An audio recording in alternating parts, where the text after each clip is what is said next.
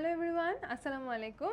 আজকের ক্লাসে হচ্ছে আমরা তোমাদের হাফ ইয়ারলি এক্সামে যে চ্যাপ্টারগুলো আছে সেগুলো নিয়ে আমরা একটু পড়াশোনা করব। তো এখানে আমরা কি পড়ব, এখানে যে সিকিউগুলো আসতে পারে, যে এমসিকিউগুলো আসতে পারে, এগুলো আমরা একটু প্র্যাকটিস করব এবং সবগুলো চ্যাপ্টার নিয়ে আমরা একটু শর্টকাটে আলোচনা করব। যেহেতু আমাদের অনেকগুলো চ্যাপ্টার, একদম 6 মাসের পড়াশোনা, বা তোমাদের যেহেতু এক এক স্কুলে এক এক রকম চ্যাপ্টার থাকে, এই জন্য প্রায় সবগুলোই আমার মোটামুটি কাভার করে দেওয়া লাগবে যাতে কারো কোনো কিছু মিস না যায়। তো এই জন্য আমরা খুব ডিটেলসে কোনো চ্যাপ্টার নিয়ে আলোচনা করব না, কিন্তু আমরা সবগুলো নিয়েই একটু একটু করে আলোচনা করব, ঠিক আছে?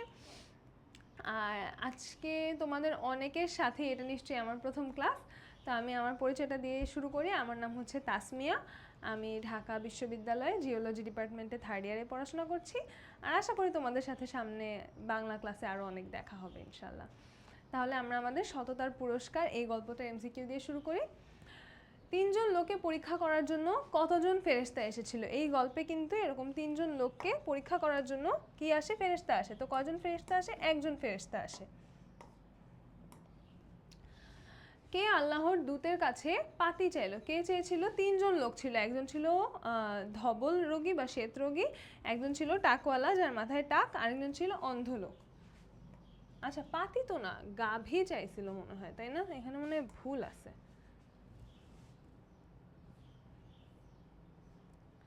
পাতি আবার কি?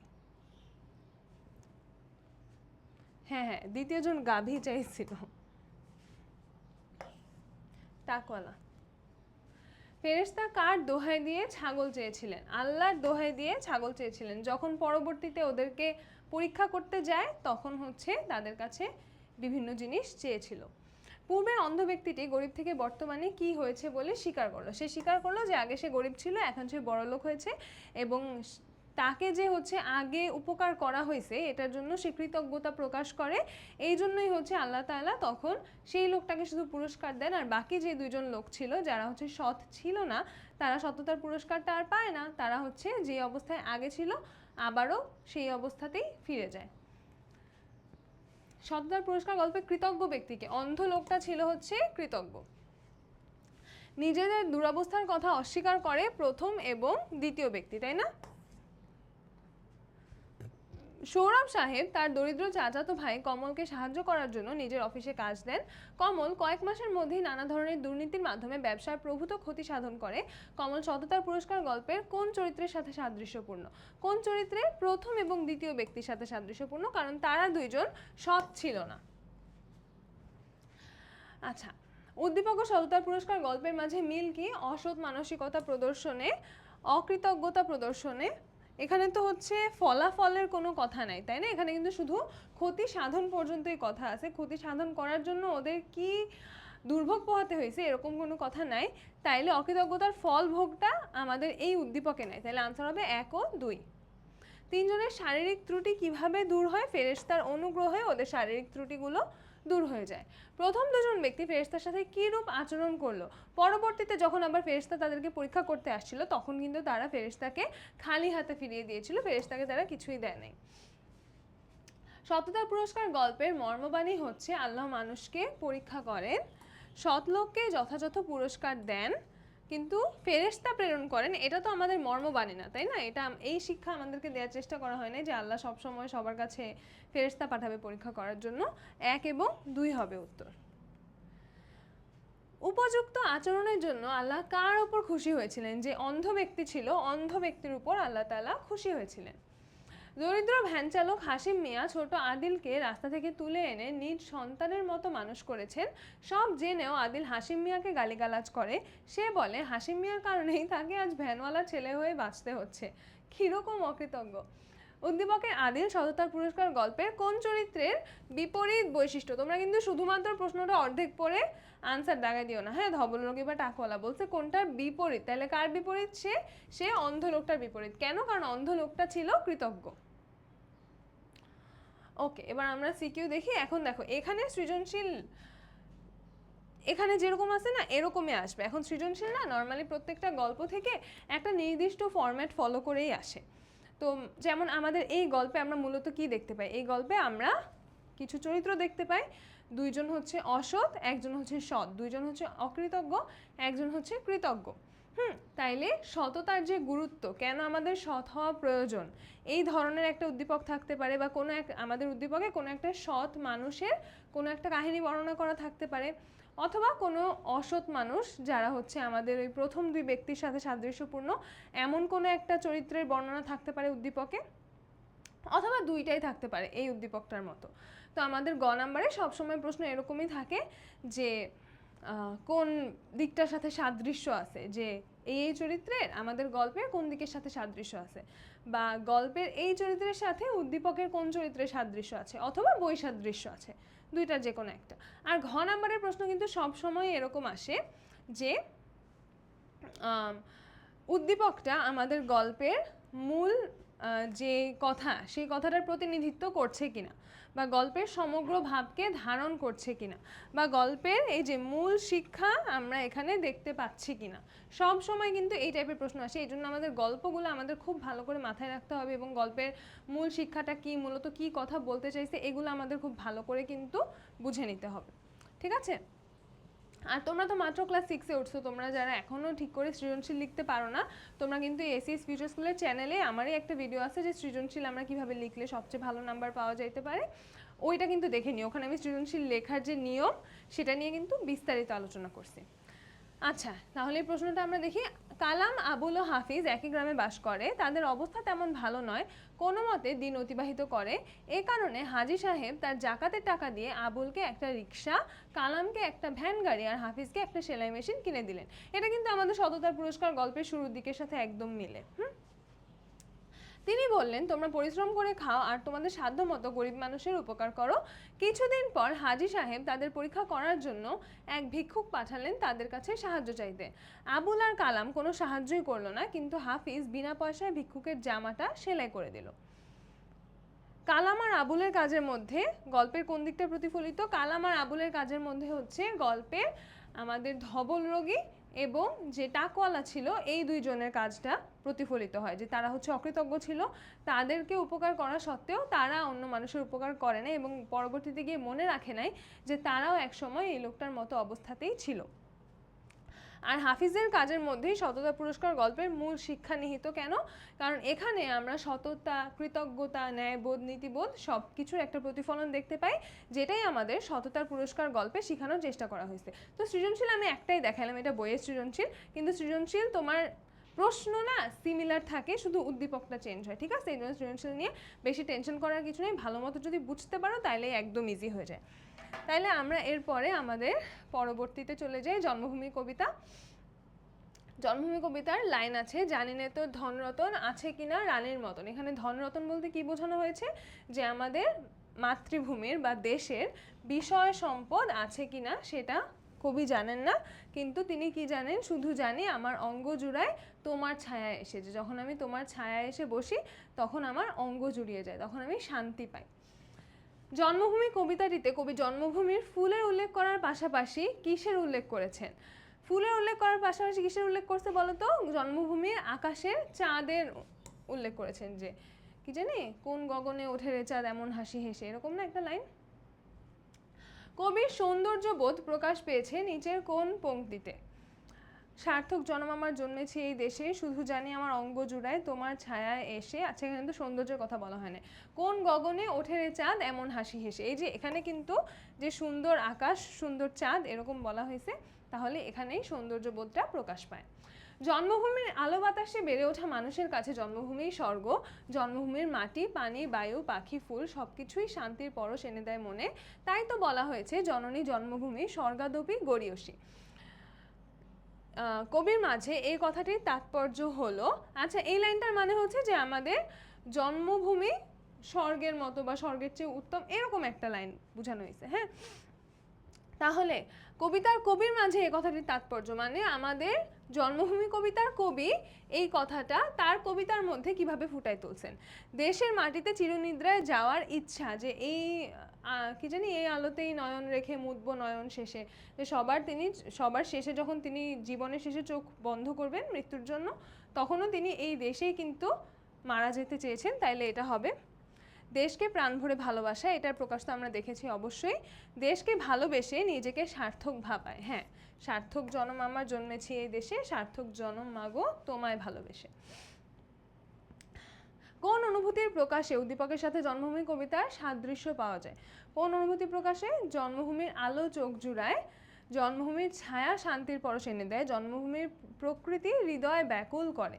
দেখো এখানে কিন্তু মাটি, পানি, বায়ু, পাখি, ফুল সবকিছুর কথা বলা হয়েছে, তাইলে আলো ছায়ার কথা ইন্ডিভিজুয়ালি না বলে প্রকৃতির কথা বলাটা বেশি অ্যাপ্রোপ্রিয়েট।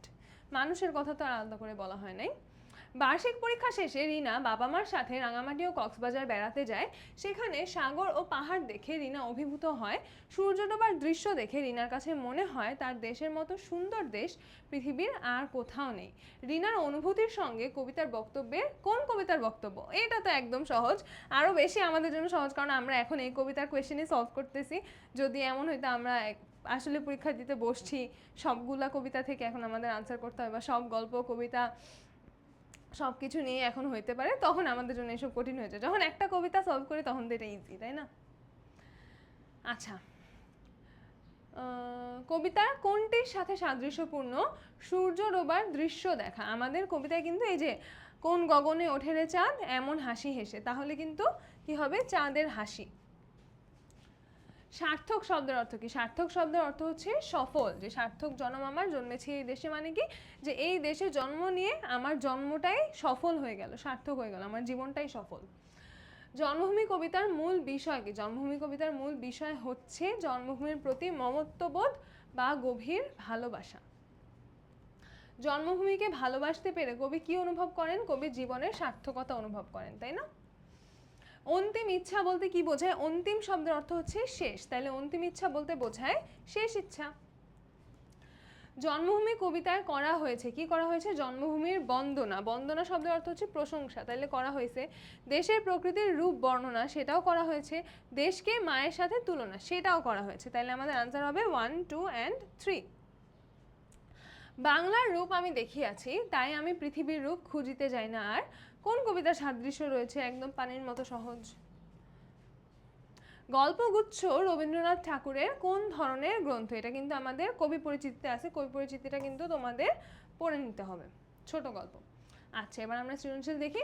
আচ্ছা, এই কবিতায় আমাদের মূল কথাটা কি? এই কবিতায় কিন্তু আমাদের জন্মভূমির প্রতি বা নিজেদের দেশের প্রতি একটা গভীর ভালোবাসা, দেশের সৌন্দর্যটাকে উপভোগ করা, দেশের প্রকৃতিটাকে উপভোগ করা, প্রকৃতির সৌন্দর্য বর্ণনা করা, এই জিনিসগুলো আমরা হচ্ছে দেখতে পাই। বা দেশের মাটিতে এই চিরনিদ্রায় শায়িত যাওয়ার যে ইচ্ছা, এই ব্যাপারগুলো কিন্তু এই কবিতায় প্রকাশিত হয়েছে। তাইলে আমাদের সৃজনশীলও মানে এই সব কথাবার্তার অ্যালং দ্য লাইনে আসবে। হ্যাঁ, তো এর চেয়ে বেশি কমপ্লিকেট করার মতো আর কিছু নাই। তাহলে ধনধান্য পুষ্প ভরা আমাদের এই বসুন্ধরা, তাহার মাঝে আছে দেশে সকল দেশের সেরা, ও সে স্বপ্ন দিয়ে তৈরি সে দেশ, স্মৃতি দিয়ে ঘেরা, এমন দেশটি কোথাও খুঁজে পাবে না কো তুমি, সকল দেশের রানী সেজে আমার জন্মভূমি। এই গান তো আমরা সবাই শুনছি, তাই না? তাইলে উদ্দীপকে জন্মভূমি কবিতার কোন দিকটির মিল লক্ষ্য করা যায়? কোন দিকটির মিল লক্ষ্য করা যায়? যে এই যে দেশের প্রতি ভালোবাসা, তারপর হচ্ছে দেশের সৌন্দর্যে মুগ্ধ হওয়া, তারপর কি বলছে?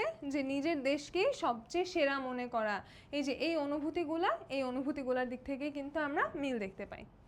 উদ্দীপক ও কবিতায় জন্মভূমিকে রানী সম্বোধন করার যৌক্তিকতা ব্যাখ্যা করো। রানী কেন বলা হয়েছে বলো তো? রানীকে এই জন্য বলা হয়েছে যে আমাদের দেশ আসলেই পুরো পৃথিবীর মধ্যে সবচেয়ে বেস্ট, সবচেয়ে বড় লোক, সবচেয়ে সুন্দর, এই জন্য বলা হয়েছে না। বলা হয়েছে কারণ দেশের প্রতি ভালোবাসা থেকে।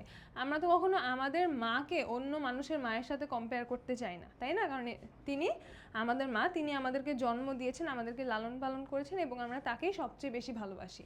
জন্মভূমির প্রতিও আমাদের অনুভূতিটা সেরকমই থাকে যে আমাদের জন্মভূমি, আমরা এখানেই জন্ম নিয়েছি, এখানেই বেড়ে উঠেছি, এখানের আলো ছায়া বাতাসে আমরা বেড়ে উঠেছি, তাই এই দেশটাই আমাদের কাছে রানীর মতো। এইটা আমরা যেমনটা ওই কবিতায় দেখতে পেয়েছি, সেরকম আমরা এই উদ্দীপকেও দেখতে পেয়েছি। ওকে, এবার আমরা মিনু গল্পে চলে যাই। মিনুর বাবা অনেক দূর বিদেশ আছে। এখানে দূর বিদেশ বলতে কোনটিকে বোঝানো হয়েছে? কোনটিকে বোঝানো হয়েছে? মিনুর বাবা কিন্তু প্রকৃতপক্ষে মৃত্যুবরণ করেছেন বা পরপারে চলে গিয়েছেন, সেটার কথাই বলা হচ্ছে। মায়ের ভালোবাসা পাওয়ার প্রচণ্ড আকাঙ্ক্ষা, মাকে না দেখার অব্যক্ত ব্যাকুলতা কলকাতায় থাকা ফটিকের মনকে আচ্ছন্ন করে রাখে। মামির অযত্ন অত্যাচার থেকে বাঁচার জন্য মাঝে মধ্যে তার মন কেঁদে ওঠে মা মা বলে। মায়ের কাছে ফিরে যাবার আশায় থেকে ফটিক একদিন সবার কাছ থেকে চিরদিনের ছুটি নিয়ে অসীমের পথে পাড়ি জমায়। উদ্দীপকের মিনু গল্পের কোন বিষয়টা লক্ষ্য করা যায়? আত্মীয়দের অনাদর অবহেলা। বলছে না যে মামির অযত্ন অত্যাচার থেকে বাঁচার জন্য। একইভাবে কিন্তু আমরা মিনু গল্পে দেখতে পাই যে মিনু তার এক দূরসম্পর্কের পিসিমার বাড়িতে বেড়ে উঠছে, যেখানে তাকে কোনো খেয়াল রাখা হয় না এবং সে একদম সকালে ভোর থেকে শুরু করে সন্ধ্যা পর্যন্ত, রাত পর্যন্ত কাজ করতে থাকে। ওকে, তারপর মিনুর বয়স কত? মিনুর বয়স থাকে গল্পে 10 বছর। মিনু শুধু বোবা নয়, ঈষৎ কি? ঈষৎ কালো না, ঈষৎ কালাও। কালা মানে কি? কালা মানে হচ্ছে যে কানে শুনে না। কালা মানে কিন্তু গায়ের রং কালো না। মিনু সৃষ্টিকে গ্রহণ করেছে কিভাবে? কিভাবে গ্রহণ করেছে? মিনু তো কানে শুনতে পায় না, মুখে বলতে পারে না, তাহলে মিনু দৃষ্টির মধ্য দিয়ে সৃষ্টিকে গ্রহণ করেছে। মানে সে শুধুমাত্র তার চোখ দিয়ে পৃথিবীটাকে দেখে, পৃথিবীটাকে পারসিভ করে এবং তার যে অভ্যন্তরীণ পৃথিবী সেটাও সে তৈরি করেছে তার চোখে সে যা দেখে সেটার উপর ভিত্তি করে। তাহলে কি হবে? দৃষ্টির ভেতর দিয়ে। শুকতারা কেমন করে জ্বলে? শুকতারা জ্বলে কেমন করে বলো তো? দপদপ করে জ্বলে। আমি একটা বলার আগেই তোমরা সেগুলোর আনসারগুলো নিজেরা বলবা, হ্যাঁ, দেখবা যে হচ্ছে নাকি, তোমরা পারো কিনা। মিনু কোন ধরনের রচনা? মিনু হচ্ছে একটা গল্প। মিনুর শত্রুকে? মিনুর শত্রু আমরা দেখি মিটসেফ, কি জানি গপগপা নাম দিছে না মিটসেফকে, আর হচ্ছে কয়লা। কালা শব্দের অর্থ কি? কালা শব্দের অর্থ কি? কালা কালা শব্দের অর্থ হচ্ছে বধির। বধির মানেও যে কানে শুনতে পায় না, কালা মানেও হচ্ছে যে কানে শুনতে পায় না। মিনুর করুণ অবস্থার জন্য নিচের কোনটিকে দায়ী করা যায়? মিনুর করুণ অবস্থার জন্য দায়ী করা হয় তার নিয়তিকে, যে তার কপাল খারাপ ছিল। প্রকৃতির সঙ্গে মিনুর কি রয়েছে? মিতালি। মিতালি মানে কি জানো? মিতালি মানে হচ্ছে বন্ধুত্ব। মিনুর মাঝে আছে কল্পনা বিলাসী মন, আছে দুঃখ জয়ের স্বপ্ন তার মধ্যে আছে, কিন্তু শিক্ষার আলো সেই বেচারের জীবনে নেই। মিনু চরিত্রটি আমাদের সমাজের প্রতিবন্ধী শিশুদের প্রতিনিধি, সুবিধাবঞ্চিত শিশুদেরও প্রতিনিধি, এতিম শিশুদেরও প্রতিনিধি, তিনটাই বলা যায়। বনফুলের গল্পের বৈশিষ্ট্য কি কি? বাস্তব জীবন, এগুলো হচ্ছে আমাদের কবি পরিচিতিতে আছে, ঠিক আছে? তাহলে ব্যঙ্গ, রসিকতাপূর্ণ, আকর্ষণীয় উপস্থাপন, তিনটাই হবে। তোমরা এগুলো অবশ্যই কবি পরিচিতি থেকে একটু ভালো করে পড়ে নিবা। আর এখানে তো তোমরা দেখতেছো, প্র্যাকটিস তো হচ্ছেই। সই এসে কয়লা ভাঙছে, সে সই কাকে বলে? সই বলে হচ্ছে সে শুকতারাকে। ওকে, তাহলে এটা সৃজনশীল আমরা একটু দেখে আসি বই থেকে। আমি বই থেকে খুঁজে বের করি, তোমাদেরকে বসায় রেখে কি হবে। বন্যা সারা সকাল মিসেস সালমার বাসায় কাজ করে, তাকে খালাম্মা বলে ডাকে। সে মিসেস সালমার যাবতীয় কাজে সাহায্য করার চেষ্টা করে। দিবাশাখার একটি স্কুলেও সে পড়ে। পড়ালেখায় সে পিছিয়ে নেই, শুধু প্রকৃতির কোনো কিছুর সঙ্গে তার সখ্য গড়ে ওঠেনি। সে সময়ই বা তার কোথায়? তাহলে আমরা কিন্তু অলরেডি ওর মিনুর সাথে অনেকগুলো অমিল দেখতে পাচ্ছি, যে সে একটা স্কুলে পড়ে, তারপর হচ্ছে প্রকৃতির সাথে তার তেমন কোনো সখ্যতা নাই, তার নিজের জীবন আর কাজ নিয়েই সে ব্যস্ত, প্রকৃতিতে নয় নিজের কাজেই সে শান্তি খুঁজে পায়। আরও একটা জিনিস দেখতে পাই যে সে যার কাছে কাজ করে, সে মানে তার আশেপাশে যে মানুষটা আছে মিসেস সালমা, সেও কিন্তু তার প্রতি সাপোর্টিভ, সেও কিন্তু তার পড়াশোনা সে যাতে করতে পারে সেরকম একটা পরিবেশ তাকে দিয়েছে। বন্যা তার কাজ দিয়ে, কথা দিয়ে মিসেস সালমাকে এমন করে নিয়েছে যে মিসেস সালমাও বন্যাকে পরিবারের অন্য সদস্যের মতোই মনে করে, যেটা এইমাত্র বললাম। তাইলে আমরা কিন্তু তিনটা মেজর পার্থক্য এখানে দেখতে পাচ্ছি। অবস্থানগত দিক থেকে উদ্দীপকের বন্যা এবং মিনুর মধ্যে যে বৈসাদৃশ্য লক্ষ্য করা যায়, অবস্থানগত দিক বলছে, হ্যাঁ, তাইলে প্রকৃতির কথাটা এখানে আসবে না, মানে সে কোন অবস্থানে আছে। তাহলে একটা আসবে হচ্ছে যে মিসেস সালমা তাকে পরিবারের একজন হিসাবে মনে করে, আরেকটা হচ্ছে সে স্কুলে পড়াশোনা করে। এই দুইটা হচ্ছে সবচেয়ে বড় বৈসাদৃশ্য। বন্যার শিক্ষা ছিল প্রাতিষ্ঠানিক, আর প্রকৃতি হচ্ছে মিনুর পাঠশালা। এটা তো আমরা বুঝতেই পারতেছি যে মিনু কিন্তু তার সমস্ত পৃথিবীটা, তার সমস্ত যে ভিতরের দুনিয়াটা, সেটা কিন্তু সে প্রকৃতি দিয়েই, তার আশেপাশে পৃথিবী দিয়ে গড়ে তুলেছে, যেখানে বন্যার ক্ষেত্রে কিন্তু দৃশ্যটা পুরোপুরি ভিন্ন। বন্যা কিন্তু স্কুলে গিয়ে প্রাতিষ্ঠানিক শিক্ষা লাভের সুযোগটা পাচ্ছে। ওকে, তাহলে আমরা সৃজনশীল দেখে নিলাম। এবার আমরা যাই মানুষ জাতি কবিতা। প্রীতি ও প্রেমের পূর্ণ বাঁধনে যবে মিলি পরস্পরে, স্বর্গ আসিয়া দাঁড়ায় তখন আমাদেরই কুড়ে ঘরে। মানুষ জাতি কবিতার যে বিষয়টি এখানে প্রাসঙ্গিক তা হলো সকল মানুষের ভালোবাসার অনুভূতি অভিন্ন। অভিন্ন মানে কি? অভিন্ন মানে হচ্ছে সবার ভালোবাসার অনুভূতি একই। সকল মানুষের অভ্যন্তরীণ গঠন অভিন্ন, যে ভিতরে সবাই একই রকম, শুধু বাইরের চামড়ার মধ্যে পার্থক্য আছে। জাতিভেদ বর্ণভেদ কৃত্রিম মানে কি? যে আমরা যে জাতিভেদ করি, বর্ণভেদ করি, গায়ের রঙের উপর ভিত্তি করে মানুষকে আলাদা করি, জাতির উপর ভিত্তি করে মানুষকে আলাদা করি, এগুলো সব হচ্ছে কৃত্রিম, এগুলো সত্যিকারের কোনো কিছু না। তাহলে আনসার কিন্তু আমাদের তিনটাই হবে, তাই না? তিনটাই সঠিক। কালো আর ধলো বাহিরে কেবল, ভেতরে সবারই সমান রাঙা, তাইলে কি হবে? বাহিরে। বাহিরের ছোপ আঁচড়ে সে লোভ, কবি এখানে বাহিরের ছোপ শব্দটি কেন ব্যবহার করেছেন?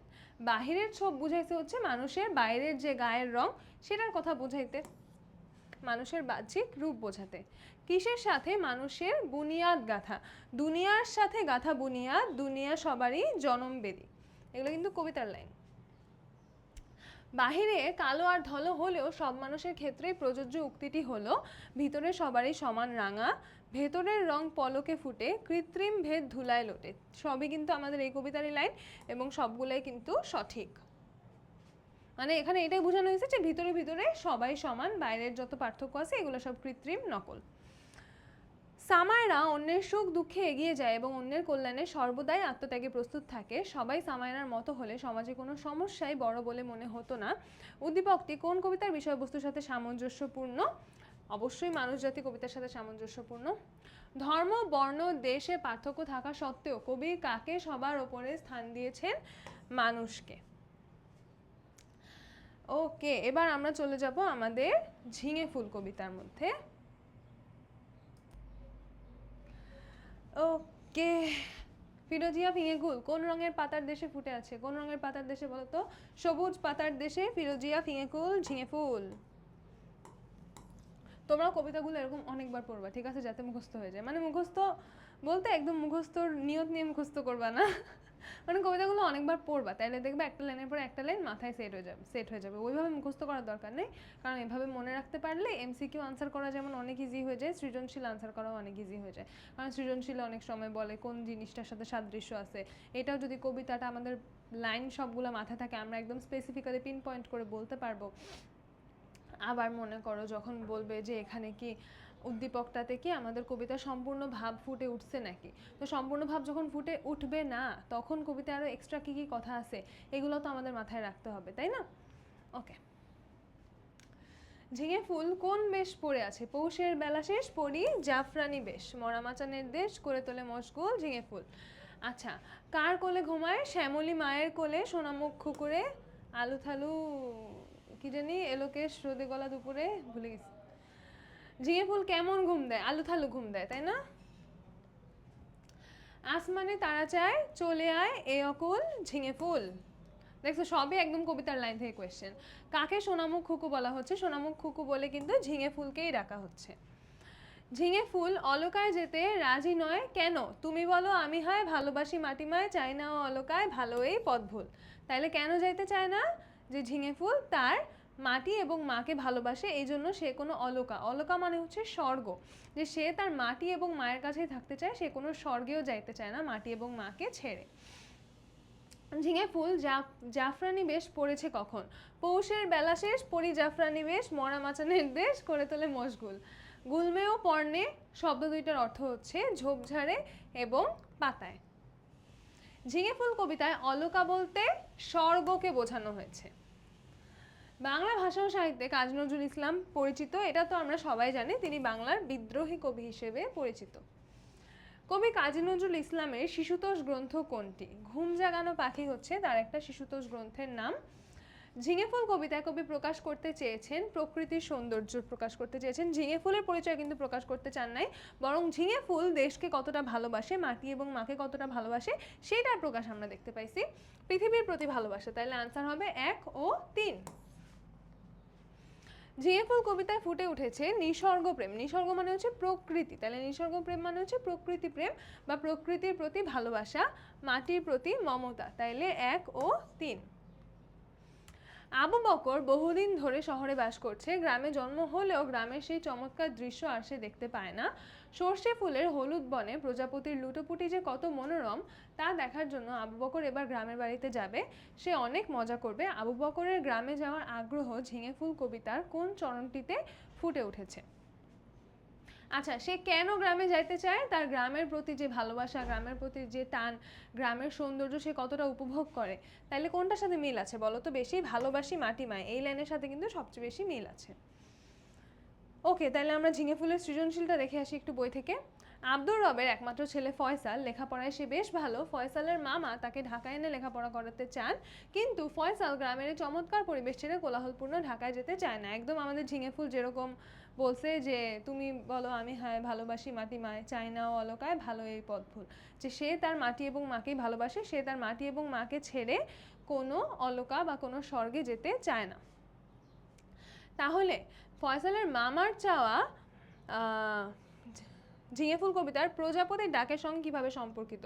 প্রজাপতি কিন্তু তাকে ডাকছিল যে কি জানি, বোটা ছিঁড়ে চলে আয়। দাঁড়াও, কবিতার এই যে দেখ, সেজন্য কবিতার লাইন মনে রাখতে হবে। হ্যাঁ, প্রজাপতি ডেকে যায় বোটা ছিঁড়ে চলে আয়, আসমানে তারা চায় চলে আয় এ অকুল। যে প্রজাপতি আসমানের তারা, তারা তাকে ডাকছে যে তুই তোর বোটা ছিঁড়ে চলে আয়। কিন্তু ঝিঙে ফুল যদি তার গাছের বোটা ছিঁড়ে চলে আসে তখন তো আর সে সেভাবে বেঁচে থাকতে, সুন্দর করে বেঁচে থাকতে পারবে না, তাই না?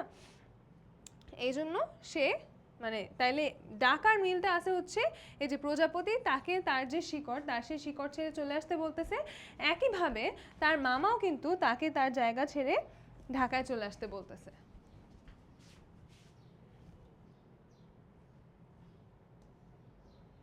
ফয়সাল এবং ঝিঙে ফুলের ইচ্ছা যেন একই সূত্রে গাঁথা। তাদের ইচ্ছাটা কি?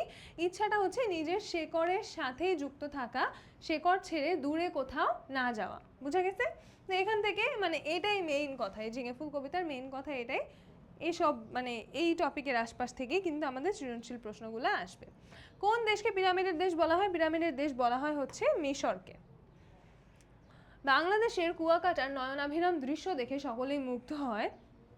এর সূর্যোদয়ের অপরূপ সৌন্দর্য, উষার আকাশ, উষা মানে কি? উষা মানে হচ্ছে ভোর। আকাশের নজর কাড়া রং যেমন মন ছুঁয়ে যায়, তেমনি সূর্যাস্তের মোহময় বর্ণিল রূপ হাতছানি দিয়ে ডাকে। উদ্দীপকটি নীলনদার পিরামিডের দেশ ভ্রমণ কাহিনীর সাথে কোন দিক থেকে অধিকতর সাদৃশ্যপূর্ণ? আচ্ছা, এখানে আমরা কি দেখতে পাই? এখানে এই যে সূর্যোদয়ের সৌন্দর্য, আকাশ, আকাশের রং, সূর্যাস্ত মানে কি? মানে হচ্ছে প্রকৃতির রূপটা দেখতে পাচ্ছি, তাই না? তাহলে মূলত কি? মূলত হচ্ছে প্রাকৃতিক সৌন্দর্য। কারণ কুয়াকাটার যে রূপ আর মিশরের যে রূপ, দুইটা তো ভিন্ন, কিন্তু দুইটার মধ্যে কমন জিনিসটা হচ্ছে প্রাকৃতিক সৌন্দর্য।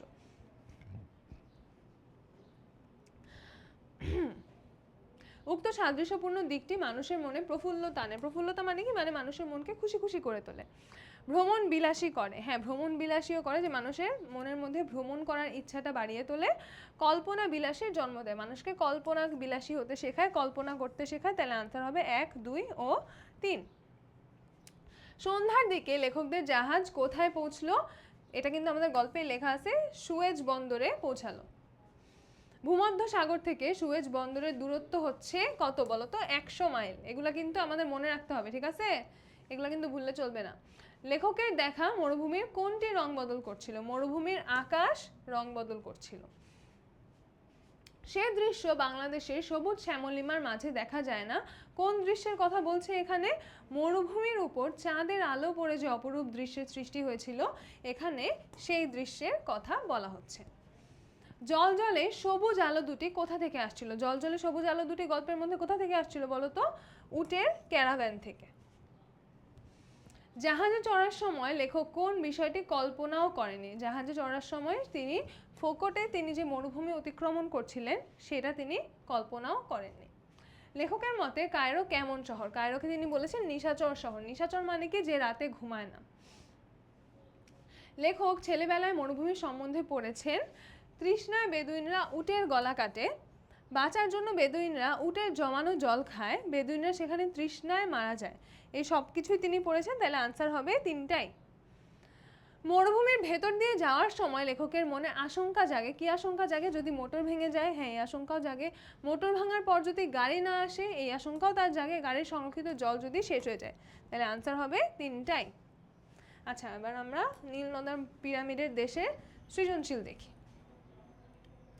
তো বইয়ে আমাদের দুইটা সৃজনশীল আছে। প্রথম সৃজনশীলে আমরা উদ্দীপকটা দেখি। আমরা কয়েকজন বন্ধু গ্রীষ্মের ছুটিতে সেন্ট মার্টিন দ্বীপের উদ্দেশ্যে রওনা হলাম। এটা দেখে আমার সেন্ট মার্টিন যেতে ইচ্ছা করছে। সেন্ট মার্টিন আসলে এত সুন্দর, মাথা নষ্ট। মানে আমার কাছে খুবই ভালো লাগছে। আমি দুইবার গেছি, একবার ছোটবেলায় একবার বড়বেলায়, কিন্তু খুবই ভালো লাগছে। উদ্দেশ্য ছিল দু চোখ ভরে প্রাকৃতিক দৃশ্য উপভোগ করা। ঢাকা থেকে চট্টগ্রাম, আবার সেখান থেকে কক্সবাজার গেলাম। সেখান থেকে সেন্ট মার্টিন, কি অপূর্ব দৃশ্য আর সৌন্দর্যের মাখামাখি। কোরাল পাথরের ছড়াছড়ি সেন্ট মার্টিনের এক বিশাল অহংকার।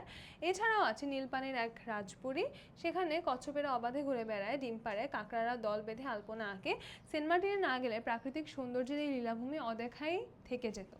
আচ্ছা, ভ্রমণকারীদের যাত্রাপথের সঙ্গে লেখকের মিশর ভ্রমণের কোন মিল আছে? এখানে কিন্তু প্রাকৃতিক সৌন্দর্যের দিকটার দিকে আমরা বেশি ফোকাস দেখতে পাই। উদ্দীপকে হচ্ছে কিন্তু প্রাকৃতিক সৌন্দর্যের কথাই বলা হয়েছে। সেই কিন্তু লেখক কিন্তু মিশরে সেখানকার বিভিন্ন ইতিহাস ঐতিহ্যের বর্ণনাও দিয়েছেন, কিন্তু সেগুলো কিন্তু এখানে নাই। তাহলে মিশরের প্রাকৃতিক সৌন্দর্য উপভোগ করার দিকটার হচ্ছে বেশি মিল আছে এখানে। সেন্ট মার্টিন না গেলে প্রাকৃতিক সৌন্দর্যের এই লীলাভূমি অদেখাই থেকে যেত। এটা হচ্ছে আমাদের গল্পের আলোকে বিশ্লেষণ করতে বলছে। তাইলে এখানে যেরকম আমরা দেখতে পাচ্ছি তারা ওখানে সৌন্দর্য দেখে মুগ্ধ হয়ে গিয়েছে এবং তাদের কাছে মনে হচ্ছে যদি তারা ওখানে না যেত তাহলে এত সৌন্দর্য তারা দেখতে পেত না। একইভাবে কিন্তু আমাদের এই গল্পের মধ্যেও আমরা এরকমই দেখতে পাই যে লেখকের ওখানে গিয়ে এমন অভূতপূর্ব অভিজ্ঞতা হয়েছে এবং অভিজ্ঞতার যে ডিটেলসগুলো সেখানে গিয়ে তিনি কি কি দেখেছেন, তার কেমন অনুভূতি হয়েছে, এগুলো আমাদের বইয়ে যে লেখা আছে না, ওই লেখাগুলো কিন্তু ওই তথ্যগুলো কিন্তু আমাদের মনে রেখে লিখতে হবে। হুবহু লাইন তুলে দিব না আমরা, কিন্তু এই ব্যাপারগুলো কিন্তু আমাদের আনসার লেখার সময় তুলে ধরতে হবে, নাইলে কিন্তু আমরা আনসারে ফুল মার্কসটা পাবো না। আমি তো এখানে শুধু মূল কথা বলে যাচ্ছি, আমি তার পুরো আনসার বলছি না, কিন্তু কি কি দেখেছেন এবং কেমন অনুভূতি হয়েছে এইগুলো কিন্তু আমাদের উত্তরে থাকতে হবে। দ্বিতীয় সৃজনশীলটা আমরা দেখি। শ্রেয়সী তার বন্ধুদের নিয়ে বাংলাদেশের রাজধানী ঢাকার উদ্দেশ্যে রওনা হলো। পদ্মা ও যমুনার রূপালী স্রোত পাড়ি দিয়ে তারা একসময় ঢাকায় পৌঁছায়। সেখানে তারা প্রথমেই যায় লালবাগের দুর্গে। এ যেন ফেলে আসা মুঘল সাম্রাজ্যের এক টুকরো রাজত্ব। মুঘল সম্রাটদের স্থাপত্য ঐশ্বর্য এখানে লুকিয়ে আছে। এখানকার দরবার হল, পরিবিবির মাজার ও শাহজাদা আজমের মসজিদ দেখে তারা ছবি তুলতে লাগলো। তারা শেষ পর্যন্ত অনুভব করলো এখানে আসার ফলেই তারা অতীত ইতিহাস ও মুঘল সাম্রাজ্যের হারিয়ে যেতে বসা বিশাল কীর্তির সঙ্গে পরিচিত হতে পেরেছে। উদ্দীপকে নীলনদের পিরামিডের দেশ রচনার কোন দিকে? এখানে কোন দিকে সাদৃশ্য আছে? যে ভ্রমণের মাধ্যমে অতীত ইতিহাস সম্পর্কে জানতে পারার যে দিকটা, সেই দিকটার সাথে কিন্তু আমরা সাদৃশ্য দেখতে পাই মূলত। তো আমরা কি কি অতীত ইতিহাস সম্পর্কে জানতে পারছি নীলনদের পিরামিডের দেশ গল্পে, সেটা নিয়ে কিন্তু আমাদের বলতে হবে। উদ্দীপকে শ্রেয়সী ও তার বন্ধুদের ভ্রমণের উদ্দেশ্য যেন সৈয়দ মুজতবা আলীর চাওয়া। তাদের উদ্দেশ্যটা কি? যে ওরা এখানে এসে অতীত ইতিহাস এবং যেসব মানে হারিয়ে যাচ্ছে সেসব সম্পর্কে জানতে পেরেছে। সৈয়দ মুজতবা আলীর এই গল্পেও কিন্তু আমরা এরকম অনুভূতিও তার মধ্যে দেখতে পাই। তাহলে আমরা বলবো হ্যাঁ, মন্তব্যটা যথার্থ। তারপরে ওরা কি অনুভব করছে, তারপরে সৈয়দ মুজতবা আলী তার গল্পে কি কি বলছেন এবং তিনি গল্পে কি প্রত্যাশা রাখছেন, এই জিনিসগুলো নিয়ে আমরা আমাদের আনসারটা লিখে ফেলবো।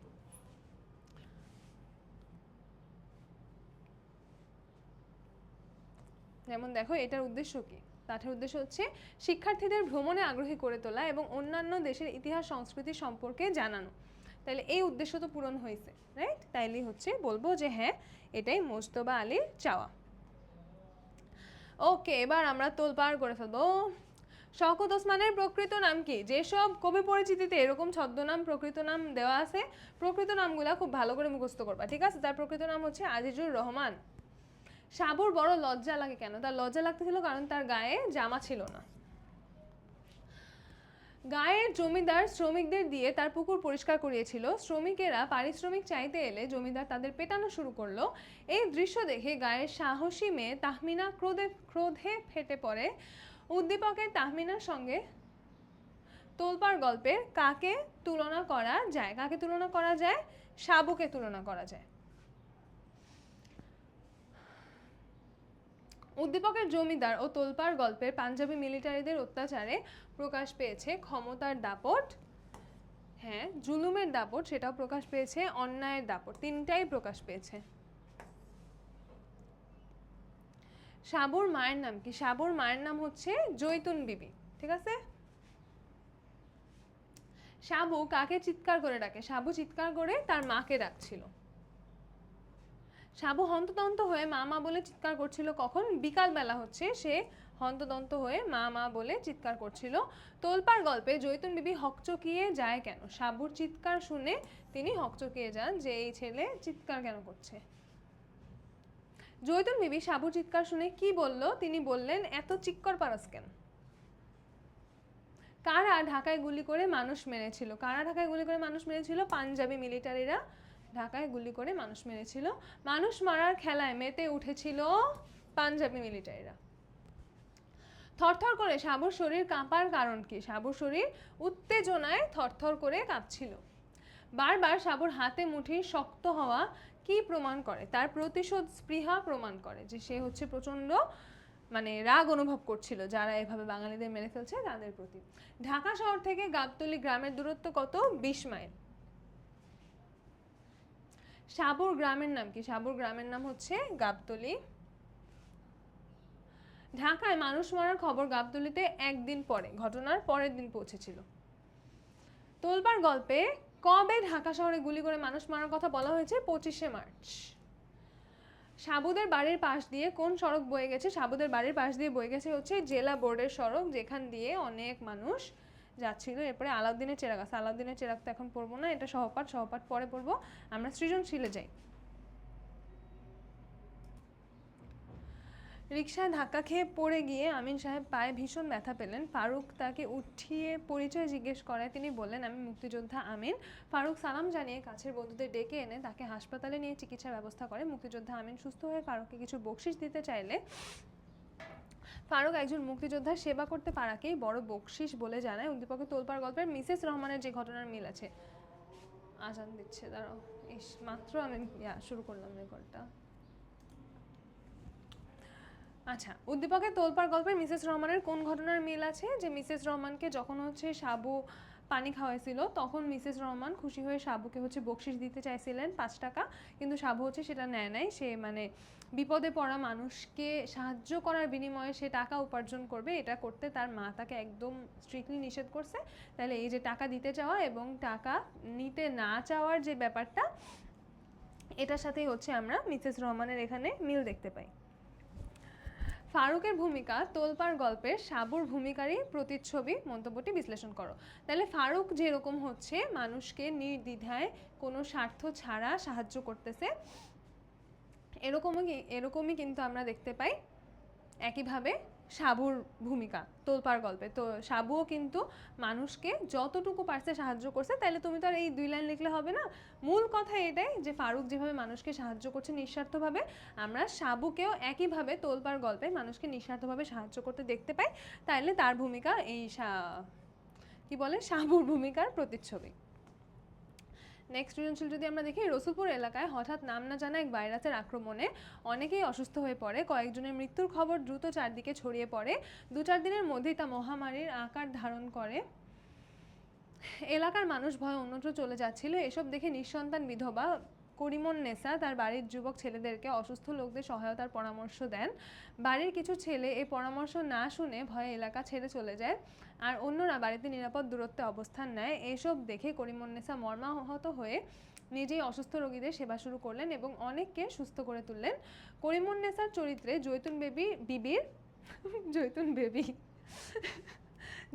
বিবির যে বৈশিষ্ট্যটি পরিলক্ষিত হয় তা ব্যাখ্যা করো। জৈতুন বিবি মানে কি? জৈতুন বিবি মানে হচ্ছে সাবুর মা। তো সাবু যে মানুষজনকে এত সাহায্য করতেছিল, এগুলো কিন্তু তার মায়ের কি বলবো, মায়ের নির্দেশনায় বা মায়ের সহায়তায় করতেছিল। মা কিন্তু তাকে মুড়ি ভেজে দিছে, নিজেরা কি খাবে না খাবে এসব কিছু চিন্তা না করে মানুষ যারা বিপদগ্রস্ত মানুষ তারা যাতে একটু হইলেও রিলিফ পায়, একটু হইলেও চলতে পারে, সেই জন্য কিন্তু তিনি নিজের ছেলেকে পাঠিয়েছেন যাতে মানুষের সাহায্য করে। তো একইভাবে কিন্তু আমরা এখানেও দেখতে পাই একইভাবে নাম কি? করিমুন্নেসা। করিমুন্নেসার ক্ষেত্রেও কিন্তু আমরা এভাবে মানুষকে সাহায্য করার যে মানসিকতা এটা দেখতে পাই। করিমুন্নেসা বাড়ির ছেলেদের কর্মকাণ্ড তোলপাড় গল্পের প্রতিচ্ছবি। কোন সেন্সে প্রতিচ্ছবি? তোলপাড় গল্পে যেরকম আমরা দেখতে পাই যে সবাই বিপদে পড়ে ভয় পেয়ে পালিয়ে যাচ্ছিল, এই ছেলেগুলোও কিন্তু একই কাজ করছে, বিপদে পড়ে ভয় পেয়ে পালিয়ে গেছে। ওকে, এবার আমরা যাই আকাশে, চলো। খোলা জায়গায় মাথার উপরে কি দেখা যায়? খোলা জায়গায় মাথার উপরে দেখা যায় কি? আকাশ। দিনের বেলা সূর্য কিরণ ছড়ালে সাধারণত আকাশ দেখায় কি রং দেখায়? দিনের বেলা নীল রং দেখায়। রাতের আকাশ সচরাচর কালো রঙের হয়। একদম ইজি ইজি প্রশ্ন সব। আকাশ প্রকৃতপক্ষে কি? আকাশ প্রকৃতপক্ষে হচ্ছে আমাদের পৃথিবীর উপরে যে বায়ুমণ্ডলটা আছে, বায়ুমণ্ডলটা পৃথিবীকে কাভার করে আছে, সেটাই বায়ুমণ্ডলের ঢাকনাটাই হচ্ছে আমরা আকাশ হিসেবে দেখতে পাই। জলীয় বাষ্প জমে কি তৈরি হয়? জলীয় বাষ্প জমে পানির কণা তৈরি হয়। রাতের আকাশটি কেমন? রাতের আকাশ হচ্ছে কালো চাঁদোয়া। চাঁদোয়া মানে হচ্ছে ঢাকনা বা ছাদ। কখন মেঘের রং হয় কালো? যখন জলীয় বাষ্প ভারী হয়ে বড় বড় পানির কণা তৈরি হয় তখন মেঘের রং কালো হয়। মেঘের রং কালো হয় কেন? তাহলে একই কারণে, বড় পানির কণার ভেতর দিয়ে সূর্যালোক প্রবেশ করতে পারে না, এই জন্য মেঘের রং কালো হয়। আকাশকে নীল দেখানোর কারণ কি? আকাশকে নীল কেন দেখায়? কারণ বায়ুমণ্ডলে অক্সিজেনের মাত্রা বেশি না, পৃথিবীর ওপর হাওয়ার স্তর আছে বলে, বায়ুমণ্ডলের কারণে সূর্যালোক আসতে পারে না। না, এটার জন্য তো কালো হয়, অসংখ্য জলীয় বাষ্প জমে। না, আনসার বি হবে, যে পৃথিবীর উপর বায়ুমণ্ডল বা হাওয়ার স্তর আছে দেখে আকাশকে আমরা নীল রঙের দেখতে পাই। আকাশের রং বিভিন্ন রকম হওয়ার কারণ কি? বিভিন্ন রকম হওয়ার কারণ হচ্ছে বায়ুমণ্ডল। কোন স্তর পেরিয়ে সূর্যালোক আমাদের কাছে আসে? হাওয়ার স্তর, বায়ুমণ্ডল। দুপুরবেলা কিভাবে আলো আসে? দুপুরবেলা কিন্তু লম্বভাবে আলো আসে, তাইলে লম্বভাবে। সকালে ও সন্ধ্যায় সূর্যের আলো কিন্তু তেরছা ভাবে, এভাবে দিনের বেলা এভাবে আসে আর সকালে ও সন্ধ্যায় এভাবে আসে। ঠিক আছে?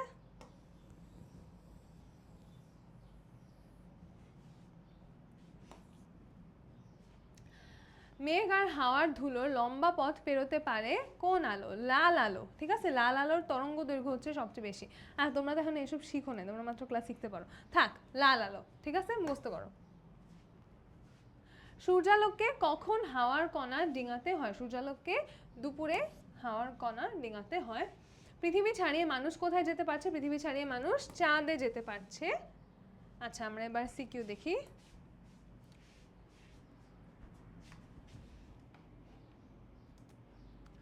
রফিক সাহেব একজন চিকিৎসক। চিকিৎসা করার পাশাপাশি তিনি রোগীর স্বজনদের রোগ শোকের খবরও নিতেন। হাত দিয়ে রোগীর মাথা, কপাল ও পেট টিপে রোগ নির্ণয় করে তিনি ওষুধ দিতেন। আধুনিক পদ্ধতিতে রোগ নির্ণয় করতে বললেও তিনি তার পদ্ধতিকেই উপযুক্ত মনে করতেন। রফিক সাহেবের ছেলে সুমন এখন বিখ্যাত চিকিৎসক। সুমন সাহেবের রোগ নির্ণয়ের প্রক্রিয়ায় ভিন্ন। আলট্রাসোনোগ্রাফি, ইসিজি, এক্স রে ইত্যাদির মাধ্যমে রোগ নির্ণয় করে তিনি চিকিৎসা করেন। আধুনিক ধ্যান ধারণা এবং গবেষণায় বিজ্ঞানের জগতে ব্যাপক গতি এনে দিয়েছে। রফিক সাহেবের মধ্যে কোন দিকটা ফুটে উঠছে বলতো? রফিক সাহেবের মধ্যে হচ্ছে আগেরকার মানুষের আকাশ নিয়ে যেসব ধ্যান ধারণা ছিল, তারা মনে করতো আকাশ পৃথিবীর উপর একটা ঢাকনা, এই ধরনের যে ধ্যান ধারণাগুলো ছিল পুরাতন ধ্যান ধারণা, যেগুলো কোনো বৈজ্ঞানিক গবেষণার উপর ভিত্তি করে তৈরি হয় নাই, সেগুলোর সাথে মিল দেখতে পাই। আধুনিক ধ্যান ধারণা এবং গবেষণায় বিজ্ঞানের জগতে ব্যাপক গতি এনে দিয়েছে। তাহলে উদ্দীপকে আমরা এটা দেখতে পাই সুমন সাহেবের ক্ষেত্রে, এবং গল্পে আমরা এটা দেখতে পাই কোথায়? গল্প না, সরি, প্রবন্ধ। প্রবন্ধে আমরা এটা কোথায় দেখতে পাই? যে নতুন বৈজ্ঞানিক গবেষণার ফলে আমরা আকাশ সম্পর্কে সঠিক তথ্যগুলো জানতে পারছি। এখন সঠিক তথ্যগুলো কি সেটাও কিন্তু আমাদের আনসারে থাকতে হবে, শুধুমাত্র সঠিক তথ্যগুলো জানতে পারছি বলে দিলেই হবে না। ওকে, ঠিক আছে, এবার আমরা আমাদের নেক্সট চ্যাপ্টারে চলে যাই। নেক্সট উই হ্যাভ আসমানি। আসমানিদের বাড়ি কোথায়? আসমানিদের বাড়ি হচ্ছে রসুলপুর গ্রামে। আসমানিদের ঘর কিসের মতো? আসমানিদের ঘর হচ্ছে পাখির বাসার মতো, একদমই খুবই খারাপ অবস্থা আসমানিদের ঘরের, একটু হাওয়া লাগলেই যেন ভেঙে পড়ে যাবে, এরকম একটা অবস্থা। আসমানিদের ঘর কি দ্বারা ছাওয়া? তাদের ঘর হচ্ছে ভেন্না পাতার ছাওয়া। আসমানিদের ঘর নড়বড় করে কখন? যখন হাওয়া আসে। দেখো, ভূমিকম্প, ঝড়, বন্যা হইলে তো ঘরের অস্তিত্বই থাকবে না, যেই ঘর হাওয়া আসলেই নড়বড় করে। আসমানি কেন পেট ভরে খেতে পায় না? কারণ তাদের সংসারে অভাব, খাবার নাই, এজন্য পেট ভরে খেতে পায় না। বুকের হাড় কিসের প্রতীক? ওর বুকের হাড়গুলো হচ্ছে দেখা যায় বাইরে থেকে, তাহলে এটা দিয়ে কি বোঝা যায়? যে সে অনাহারে আছে, সে খেতে পাচ্ছে না, এই জন্য তার স্বাস্থ্য খারাপ, এই জন্য তার বুকের হাড় দেখা যাচ্ছে। আচ্ছা, আহার তো হবেই না, অনাহার হবে। আসমানির মুখের হাসি কে নিভিয়ে দিয়েছে? অভাব হচ্ছে তার মুখের হাসি নিভিয়ে দিয়েছে। এটা কিন্তু একদম বইয়ের সরাসরি লাইন। আসমানির চোখ থেকে অশ্রু কেন গড়িয়ে পড়ে? অশ্রু গড়িয়ে পড়ে খেতে না পেয়ে, খাবার না পাইলে দুনিয়াটার আর কোনো কিছুই ভাল লাগে না। আসমানের গলার সুর কিসের মতো? গলার সুর হচ্ছে বাঁশির মতো। আসমানিদের পদ্ম পুকুরে কি কিলবিল করে? আসমানিদের পদ্ম পুকুরে ব্যাঙের ছানা কিলবিল করে। আসমানের পেট কেন ফুলে উঠেছে? পিলে রোগ হয়ে আসমানের পেট ফুলে উঠেছে। কবির দৃষ্টিতে আসমানের মুখটি কেমন? কবির দৃষ্টিতে আসমানের মুখটি কেমন বলো তো? মিষ্টি। আসমানের দেহের রঙের সাথে মানানসই নয় কোনটা? তার পোশাক তার দেহের রঙের সাথে মানানসই নয়। তাহলে আমরা এখন এটা সৃজনশীল দেখি। গ্রামের দরিদ্র কৃষক লালচাঁদ মিয়া তিনি বিঘা তিনেক জমি বর্গা চাষ করেন। পরপর 2 বছর বন্যা ও খরায় জমিতে ফসল ফলেনি। পরিবারকে দুবেলা পেট ভরে খেতে দিতে পারেন না। না খেতে পেয়ে তার সন্তানদের হাড্ডিসার অবস্থা, একটিমাত্র মাটির ঘর, তারও আবার ছাউনি নষ্ট হওয়ার উপক্রম। বৃষ্টি বাদলার রাতে ঘরের কোণে বসে রাত কাটাতে হয়। লালচাঁদ মিয়ার মতো মানুষগুলোর অভাব যেন পিছুই ছাড়ে না। আসমানিদের ঘরের সাথে লালচাঁদ মিয়ার ঘরটির সাদৃশ্য। আসমানির ঘরের সম্পর্কে কিন্তু বলা আছে যে তার বাসা কি? বাড়ি তো নয়, পাখির বাসা, ভেন্না পাতার ছানি, একটুখানি বৃষ্টি হলেই গড়িয়ে পড়ে পানি, একটুখানি হাওয়া দিলেই ঘর নড়বড় করে। তাইলে ওর বাসাটা একটা পাখির বাসার মতো, যেখানে ভেন্না পাতার ছাউনি দেওয়া, বৃষ্টি হইলেই ঘরের মধ্যে পানি ঢুকে পড়ে, আর কি হাওয়া দিলেই ঘরটা নড়বড় করে। তাইলে তার বাড়ির অবস্থাও কিন্তু একদম দেখো, ছাউনি নষ্ট হয়ে যাচ্ছে, বৃষ্টি বাদলার দিনে হচ্ছে ঘরে পানি ঢুকে যায়, একদম দুইজনের ঘরের অবস্থায় কিন্তু সিমিলার। লালচাঁদ মিয়ার মতো মানুষগুলোর অভাব যেন পিছু ছাড়ে না, এইটা আমরা লালচাঁদ মিয়ার অবস্থাটা যেরকম বর্ণনা করব, একইভাবে আমরা আসমানের অবস্থা যেরকম দেখতে পাই সেটার আলোকেও আমরা বর্ণনা করব। ঠিক আছে? তাইলেই হবে যে দুইজনেরই কীরকম অভাবের এবং কীরকম কষ্টের জীবন। ওকে, এবার আমরা যাই চিঠি বিলি কবিতায়।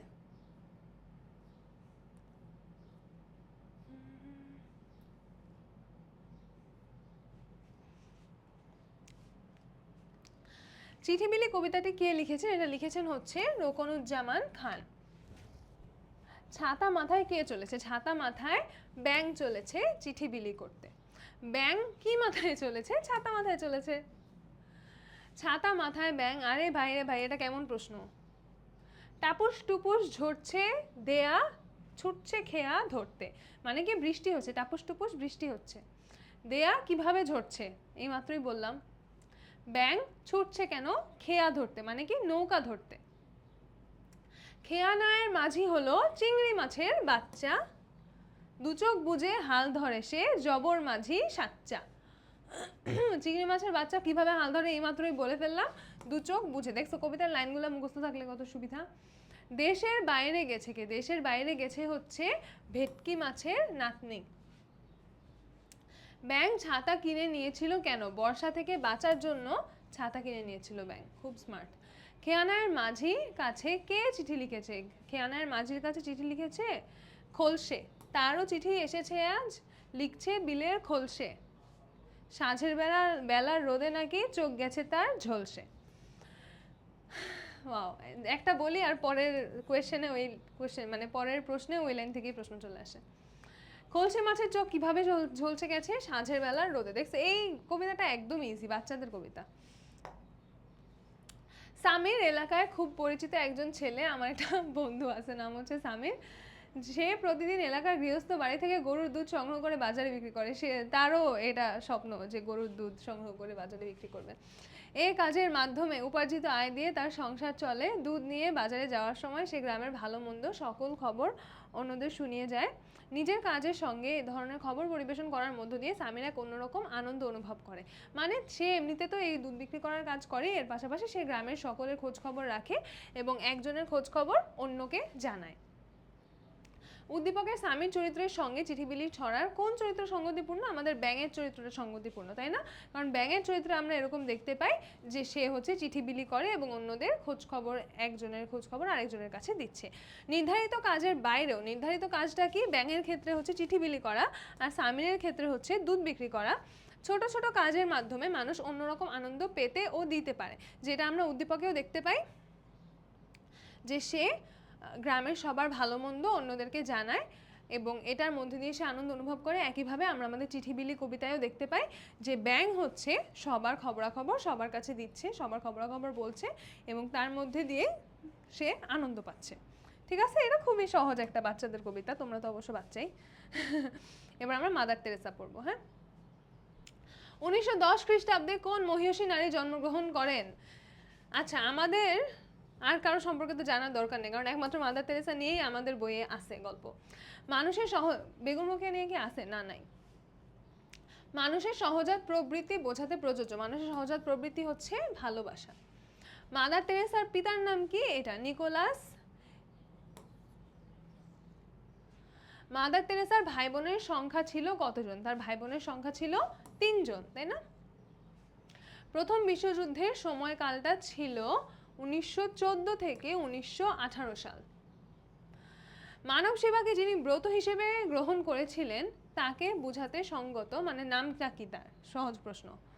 বাবার মৃত্যু যে কোনো সন্তানকে কোনটি করে? বাবার মৃত্যু যে কোনো সন্তানকে অবশ্যই ভারাক্রান্ত করে। মাদার তেরেসা কত খ্রিস্টাব্দে লরেটো সিস্টার্স থেকে বিদায় নিয়ে গরিবদের সেবার কাজ শুরু করেন? কত খ্রিস্টাব্দে বলো তো? কত জানি, এটা তো আমিও ভুলে গেছি। 1948। লরেটো সিস্টার্স নামক খ্রিস্টান মিশনারি দলে যোগ দেন কত সালে? এটা মনে আছে, 1928 সালে। এই সালগুলা এবং নামগুলা তোমরা প্লিজ বই থেকে পড়ে কষ্ট করে মনে রাখবা। বাঙালিদের মধ্যে কাজ করার জন্য মাদার তেরেসা কোন ভাষা রপ্ত করেন? বাংলা ভাষা রপ্ত করেন। মুক্তিযুদ্ধকালে বাংলাদেশের কত কোটি লোক ভারতে আশ্রয় নিতে বাধ্য হয়েছিল? বাংলাদেশের 1 কোটি লোক ভারতে আশ্রয় নিতে বাধ্য হয়েছিল। মাদার তেরেসা গাউন ছেড়ে কি পরলেন? শাড়ি পরলেন। কেন? বাঙালিদের সাথে কাজ করার জন্য। শাড়ি কাদের পোশাক? শাড়ি হচ্ছে বাঙালি নারীদের পোশাক। 1991 খ্রিস্টাব্দে আমাদের দেশে ঘূর্ণিঝড়ের সময় মাদার তেরেসার বয়স ছিল 81 বছর। মাদার তেরেসা প্রথম কত সালে ঢাকায় আসেন? তিনি ঢাকায় আসেন মুক্তিযুদ্ধের পরে 1972 সালে। মিশনারিজ অফ চ্যারিটির প্রথম শাখা ঢাকার কোথায় গড়ে তোলা হয়? ঢাকার ইসলামপুরে গড়ে তোলা হয়। কি দিয়ে দুনিয়া জয় করা যায়? টাকা পয়সা? না, ভালোবাসা। ওকে, না ধন্যবাদ সবাইকে, এখনো না, কারণ আমাদের ক্লাস তো শেষ হয় নাই। এখন আমরা মাদার তেরেসার সৃজনশীল দেখব। রহিমা খাতুন নিজের বাসগৃহে প্রতিবেশী নিরক্ষর মহিলাদের অক্ষর জ্ঞান দিতে শুরু করেন। বেতন ছাড়াই তিনি এ কাজ করেন। ঈদের কেনাকাটা থেকে কিছু টাকা বাঁচিয়ে রহিমা সবচেয়ে গরিব ও লেখাপড়ায় আগ্রহী মহিলাকে পুরস্কার দেন। এতে উৎসাহী হয়ে শিক্ষার্থী বাড়তে থাকে। নিজের ছোট গণ্ডির মধ্যে দায়িত্ববোধ ও মানব সেবার লক্ষ্যে তিনি এই মহৎ কাজ চালিয়ে যান। উদ্দীপকে রহিমা খাতুনের টাকা বাঁচানোর কাজটিতে মাদার তেরেসা প্রবন্ধের কোন ঘটনার প্রতিফলন ঘটে? কোন ঘটনা বলতো? মাদার তেরেসা কিন্তু খুবই সাধারণ জীবনযাপন করতেন। তিনি যখন গল্প প্রবন্ধ, এটা কি,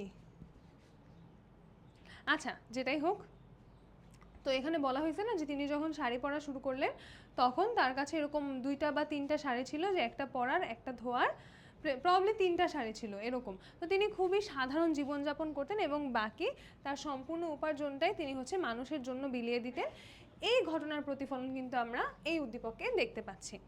উদ্দীপকে রহিমা খাতুনের যে মাদার তেরেসার সেবামূলক কাজের পরিধি ব্যাপক, মানে কি তার কাজের বিস্তৃতি আরও বেশি ছিল। তিনি আরও বেশি মানুষকে নিয়ে কাজ করেছেন, বেশি মানুষের উপকারে কাজ করেছেন, বেশি সময় ধরে কাজ করেছেন, কিন্তু তাদের লক্ষ্য অভিন্ন। লক্ষ্যটা কি? লক্ষ্যটা হচ্ছে মানুষের কল্যাণ সাধন করা, মানুষের সেবা করা। তাহলে আমরা এটাই বলবো যে তাদের পরিধিটা ব্যাপক। কেন পরিধি ব্যাপক? কিন্তু তাদের লক্ষ্যটা অভিন্ন, এবং অভিন্ন লক্ষ্যটা কি? আরে হ্যাঁ, এটা হচ্ছে অভিন্ন লক্ষ্যটা কি, এটা দেখানোর জন্য অ্যারো দিতে চাচ্ছিলাম। তো অভিন্ন লক্ষ্যটা কি? অভিন্ন লক্ষ্যটা হচ্ছে মানুষের সেবা করা। ওকে, তাহলে আমরা পরের সৃজনশীলটা দেখি। আব্দুল মজিদ মাস্টারের অর্থ সম্পদ তেমন নেই, কিন্তু অন্যের উপকার করে তিনি খুব আনন্দ পান। এলাকার গরিবদের বিভিন্ন সমস্যা সমাধানের জন্য মজিদ মাস্টার নিজে কিছু টাকা দিয়ে এবং অন্যদের সহযোগিতায় একটি তহবিল গঠন করেন। এতে হতদরিদ্র পরিবারের ছেলে মেয়েদের বিয়ে থেকে শুরু করে পড়াশোনার খরচ ও দাফন কাফনের কাজও চলতে থাকে। উদ্দীপকের আব্দুল মজিদ মাস্টারের মধ্যে মাদার তেরেসার কাজের যে দিকটি ফুটে ওঠে, কোন দিকটা ফুটে ওঠে?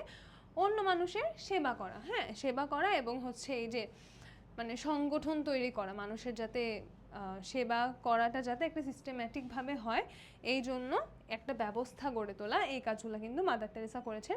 আব্দুল মজিদ মাস্টার ও মাদার তেরেসার দৃষ্টান্ত অনুসরণ করলে মানব জীবন শান্তিময় হয়ে উঠবে। তাদের দৃষ্টান্তটা কি? দৃষ্টান্তটা হচ্ছে নিজের স্বার্থ না দেখে অন্যের জন্য নিজের জীবন উৎসর্গ করে দেয় এবং সেখানেই সুখ খুঁজে নেওয়া। এটা করলেই মানুষের জীবনে শান্তি মানে কি বল, মানুষের জীবনটা শান্তিময় হয়ে যাবে, আমাদের জীবনে শান্তি চলে আসবে, যে আমরা তখন আর নিজের স্বার্থ নিয়ে সারাক্ষণ পড়ে থাকবো না। তাহলে আমাদের মূল বইয়ের পড়াশোনা মোটামুটি শেষ, শুধুমাত্র সুখ কবিতাটা হচ্ছে বাকি আছে। সুখ কবিতা আমার স্লাইডে কেন যেন তোলা হয় নাই, তা আমরা জাস্ট কবিতাটা একটু ওভারভিউ করে যাই। হ্যাঁ, আচ্ছা, সুখ কবিতা অনুযায়ী কে সুখ লাভ করবে বলো তো? যে কি করবে? যে জীবন সংগ্রামে জয়ী হবে না, যে জিনিবে সুখ লোভিবে সেই। যাও বীরবেশে করো গিয়া রণ, যে জিনিবে সুখ লোভিবে সেই। তাহলে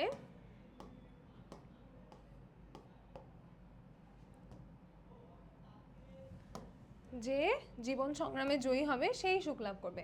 মনের কষ্ট বৃদ্ধি পায় পায় কেন? যতই কাঁদিবে ততই ভাবিবে, ততই বাড়িবে হৃদয় ভার। সুখের জন্য কাঁদলে, সুখের জন্য কাঁদলে সুখ আরও কমে যায়, পালিয়ে যায়। সুমন ও নোমান পরস্পর বন্ধু। সুমনের বাবার মৃত্যুতে নোমান তাকে সার্বক্ষণিক সঙ্গ দিয়ে সান্ত্বনা দেয়। সাধ্যমতো সুমনকে সে আর্থিকভাবেও সাহায্য করে। সুমনের সমস্যাকে নোমান নিজের সমস্যাই মনে করে। তাহলে এখানে কোন চরণের সাথে মিল আছে? পরের কারণে স্বার্থ দিয়া বলি, যে সে অন্যের জন্য নিজের স্বার্থ বলে দিচ্ছে এবং অন্যের স্বার্থের কথাই চিন্তা করছে। উদ্দীপকের ভাব অনুযায়ী সুমন পরোপকারী। আচ্ছা, সুমনের বাবার মৃত্যুতে, আচ্ছা এখানে নোমান হওয়ার কথা না, কারণ নোমানই না সাহায্য করছে। আমার মনে হয় এখানে প্রশ্নে নোমান হইলে বেশি ভালো হইতো, তাইলে তো তিনটাই হইতো, তাই না? সুমনের সম্পর্কে তো কিছুই বলা হয়নি, সুমনের শুধু বাবা মারা গেছে এবং সে দুঃখে আছে, সাহায্য তো নোমান করতেছে। ওকে, আমরা সৃজনশীল দেখি। আলিম ও জামিল দুই ভাই। প্রবাসে গিয়ে আলিম প্রচুর সম্পদের মালিক হয়ে দেশে ফিরেছেন, বাড়ি গাড়ি সবই করেছেন, নিজের সুখের সকল ব্যবস্থাই করেছেন। অপরদিকে জামিল কেবল নিজের সুখ নিয়েই ব্যস্ত নন, পরিবার ও পাড়া প্রতিবেশীর সুখে দুঃখে তিনি এগিয়ে যান, অন্যের উপকার করার সুযোগ পেলে সুখী হন। উদ্দীপকের জামিল সুখ কবিতায় বর্ণিত সুখী হবার কোন প্রক্রিয়াটি অনুসরণ করেছেন? সে কোন প্রক্রিয়াটা অনুসরণ করেছেন? যে অন্যের জন্য নিজের স্বার্থ বলি দেওয়ার, অন্যের জন্য নিজের জীবন উৎসর্গ করার যে উপায়, সেটা তিনি অনুসরণ করছেন। আলিমের সুখ প্রকৃত সুখ নয়। আলিমের সুখ কেন প্রকৃত সুখ নয়? কারণ আলিম শুধুমাত্র নিজের সুখ নিয়েই ব্যস্ত থাকছে, সে অন্য কারো সুখের কথা চিন্তা করছে না, অন্য কারোর জন্য কি করা যায়, অন্য কারো জীবন কিভাবে আরো উন্নত করে তোলা যায় সেটা নিয়ে সে কিছুই ভাবছে না, এই জন্য তার সুখ প্রকৃত সুখ নয়। কেননা সুখ কবিতায় বলা হয়েছে যে আমরা যখন অন্যের জন্য নিজেদের স্বার্থ বলে দিব, তখনই হচ্ছে আমাদের জীবনে প্রকৃত সুখ আসবে, যে সকলের তরে সকলে আমরা, প্রত্যেকে মোরা পরের তরে। কিন্তু এরকম কিছু আমরা আলিমের মধ্যে দেখতে পাচ্ছি না। ওকে, তাইলে আমাদের মূল বইয়ের যে চ্যাপ্টারগুলো আমাদের পড়ার কথা, সেই চ্যাপ্টারগুলো কভার করা হয়ে গেছে। এখন আমরা চলে যাব আমাদের আনন্দ পাঠে।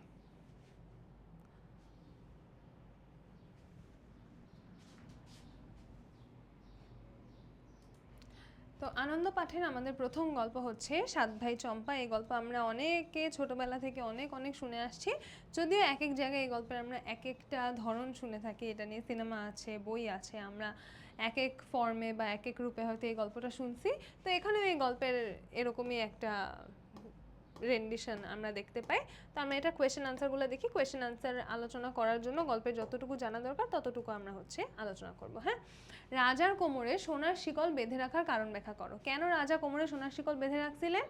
যে রাজার ছোট রানী যখন হচ্ছে সন্তান সম্ভবা হন, যে সবার ছোট রানী যে তার ছেলে হবে বা তার সন্তান হবে, তো রাজা তো হচ্ছে রাজ্যের বিভিন্ন কাজে ব্যস্ত থাকে, তো তিনি তাই ছোট রানীর কোমরে এবং নিজের কোমরে জয়েন করে, মানে মনে করো নিজের কোমরেও বাঁধা, ছোট রানীর কোমরেও বাঁধা একটাই শিকল। তো যখন হচ্ছে ছোট রানীর সন্তান হবে, তখন ছোট রানী এই শিকল ধরে টান দিবে, তো তখন হচ্ছে রাজা বুঝতে পারবে যে সন্তান হয়েছে, এই জন্য সে তাড়াতাড়ি ছুটে এসে সন্তান দেখতে পারবে, এই জন্য হচ্ছে কোমরে সোনার শিকল বেঁধে রাখছে। কারণ তখন তো আর ফোন ছিল না যে ফোন দিয়ে বলবে, তো এই জন্য হচ্ছে যাতে সন্তান হইলে সে জানতে পারে, সেই জন্য হচ্ছে কোমরে শিকল বেঁধে রাখছে। হিংসা বিদ্বেষের পরিণাম ভালো হয় না, সাত ভাই চম্পা গল্পের আলোকে ব্যাখ্যা করো। এখানে এই কোয়েশ্চেনগুলো কিন্তু 3 মার্কের, প্রথম কোয়েশ্চেন কিন্তু 3 মার্কের, আর এই প্রশ্নগুলো কিন্তু 7 মার্কের। তো 7 মার্কের প্রশ্নগুলো কিন্তু আমাদের ওভাবে বড় করেই লিখতে হবে। তো এখানে যখন আমরা বলবো হিংসা বিদ্বেষের পরিণাম কেন ভালো হয় না, তখন কিন্তু আমাদের অলমোস্ট পুরাটা গল্পই চলে আসবে যে কিভাবে হচ্ছে এই বড় রানীরা চক্রান্ত করে ছোট রানীর সন্তানদেরকে পুঁতে ফেলছিল, এবং তারা কিন্তু এই পুরাটা কাজ করছিল। মানে যখন থেকে ছোট রানীর সন্তান হবে এই কথা আসছে, তখন থেকে কিন্তু তারা বলছে যে তারাই যাবে আতুর ঘরে ছোট রানীর সন্তান প্রসবের সময়, এবং গিয়ে প্রথমেই তারা 2বার শুধু শুধু শিকল ধরে টানছে যাতে রাজা হচ্ছে ছুটে আসে এবং ছোট রানীর উপর বিরক্ত হয়, ছোট রানীর উপর রাগান্বিত হয়। হ্যাঁ, এটাও তারা হিংসা করে করছে। এবং তারপরে তারা কি করলো, তারপরে তারা ছোট রানীর উপর হিংসা করে ছোট রানীর সন্তানদেরকেই ফেলে দিল, মাটিতে পুঁতে ফেললো, এবং ছোট রানীর বাচ্চার জায়গায় ইঁদুর এবং কাকড়া এনে রাখলো। এরপরে অনেক বছর পরে আমরা কি দেখলাম, যে এক সময় না এক সময় সত্যটা প্রকাশ পাইলই এই সন্তানরা তাদের মায়ের কাছে ফিরে আসলো, এবং রাজাও নিজের ভুল বুঝতে পারলো, রাজাও বুঝতে পারলো যে কোনটা সত্য কোনটা মিথ্যা, এবং এই বড় রানীদেরকে কিন্তু তখন রাজা শাস্তি দিল। তাইলে তারা যে এভাবে চক্রান্ত করলো ছোট রানীর বিরুদ্ধে, রাজার বিরুদ্ধে, ছোট রানীর সন্তানদের বিরুদ্ধে, এই চক্রান্তর জন্য কিন্তু তারা নিজেরা জীবনে কোনো সুখ শান্তি অর্জন করতে পারে নাই, বরং উল্টা নিজেদেরই শাস্তির মুখোমুখি হওয়া লাগছে। তাহলে আমরা বলতে পারি যে হ্যাঁ, হিংসা বিদ্বেষের পরিণাম ভালো হয় না, এটা আমরা সাত ভাই চম্পা গল্পের আলোকে বুঝতে পারতেছি। চাপা ফুলেরা হবে না, বারংবার উপরে উঠে যাচ্ছিল কেন? কারণ তারা সত্যটা প্রকাশ করতে চাচ্ছিল। ওরা প্রথমে বলছে রাজা আসুক, তারপর বড় রানী, মেজ রানী, সেজ রানী, নোয়া রানী, যত রানী আছে সবাইকে আনাইছে, এরপর বলছে সবচেয়ে ছোট রানী যে ঘুটেকুরানি দাসী তাকে আনা হোক। তো তারা চাইছে যাতে সবাই সামনে থাকে, সবার সামনে সত্যটা প্রকাশিত হয়, এবং তারাও যাতে তাদের মায়ের কাছে ফিরে যেতে পারে। তাইলে সবার সামনে সত্যটা প্রকাশ করার জন্য তারা বারবার উপরে উঠে যাচ্ছিল যাতে কেউ ওদের ফুল ছিঁড়তে না পারে। সাত ভাই চম্পা গল্পের নামকরণের সার্থকতা। তো এখানেও যেহেতু 7 মার্কের প্রশ্ন, আমরা পুরো গল্পটাই শর্টকাটে লিখে দিব। তো সাত ভাই চম্পা কেন? কারণ এটা এই 7 ভাই আর ওদের যে বোন পারুল তাদেরকে নিয়ে গল্পটা, তাই না? এই জন্য এটার নাম হচ্ছে 7 ভাই চম্পা। তো এখানে মূলত পুরাটা গল্পই তুমি তোমার ভাষায় সামারাইজ করে লিখে বলবা যে হ্যাঁ, নামকরণটা সার্থক বা যথার্থ। এরপরে আমরা আসি হচ্ছে আলাউদ্দিনের চেরাগ, হুমায়ুন আহমেদের লেখা সুন্দর একটা গল্প। এই গল্পের মূল চরিত্রের নাম কি? নিশানাথ বাবু, তাই না? লোভী মানুষদের হাতে এসব দিতে নেই, কোন সবের কথা বলছে? পরশ পাথরের কথা বলছে, যেটা হচ্ছে কোনো কিছুতে স্পর্শ করাইলে স্বর্ণ হয়ে যায়। যে লোভী মানুষদেরকে এটা দিলে কি হবে, তারা এটা মানে ঠিক করে ব্যবহার করবে না, এবং তারা হচ্ছে এটা নিজেদের স্বার্থ সিদ্ধির জন্য ব্যবহার করবে।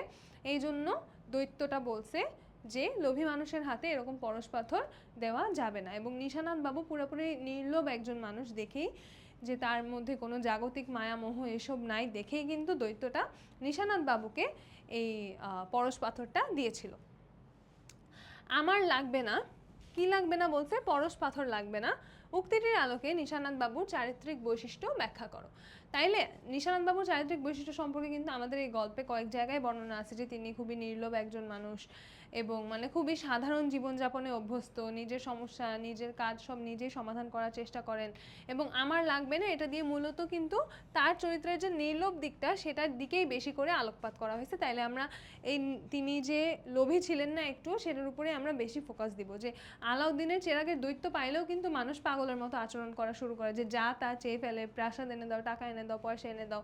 নিশানাথ বাবু কিন্তু এসবও কিচ্ছু করেন নাই। সময় কাটানোটাই তার এখন সমস্যা। কেন? কারণ মানে এটাও হচ্ছে যে নিশানাথ বাবু এখন বৃদ্ধ হয়ে গেছেন, তার চাকরি থেকে রিটায়ার করে ফেলছেন, এবং তার এখন মানে সময় কাটছে না, তার শরীরও খারাপ। তো এই লাইনটা যেখানে আছে সেখানে যেই সিচুয়েশনটা ছিল জাস্ট সেই সিচুয়েশনটা বর্ণনা করে দিলে আমাদের আনসার হয়ে যাবে। নিশানাথ বাবুর মতো একজন নির্লোভ মানুষের চরিত্র অঙ্কনে লেখকের সার্থকতা যাচাই করো। তো এখানে আর কিছুই না, প্রশ্নটা দেখে জটিল মনে হইলো, মানে নিশানাথ বাবুর চরিত্রটাকে লেখক কিভাবে ফুটায় তুলছেন, তার চরিত্র সম্পর্কে আমরা কি কি জানতে পারছি, তার চরিত্রটা কতটা নির্লোভ এবং কতটা শিক্ষণীয়, সেটা নিয়ে আমরা কথা বললেই আমাদের আনসারটা হয়ে যাবে।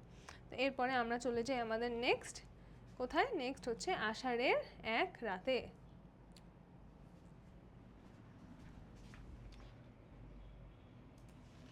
তো আষাঢ়ের এক রাতে খুবই ছোট্ট কিউট একটা গল্প, যে একটা ছোট ছেলে, তার নাম হচ্ছে আবু, তার বড় ভাইরা হচ্ছে মাছ ধরতে যায় বৃষ্টির সময় আষাঢ়ের মধ্যে, কিন্তু ও ছোট থেকে ওকে নেয় না এবং ওর খুব শখ যে ও যাবে বড়দের সাথে মাছ ধরতে।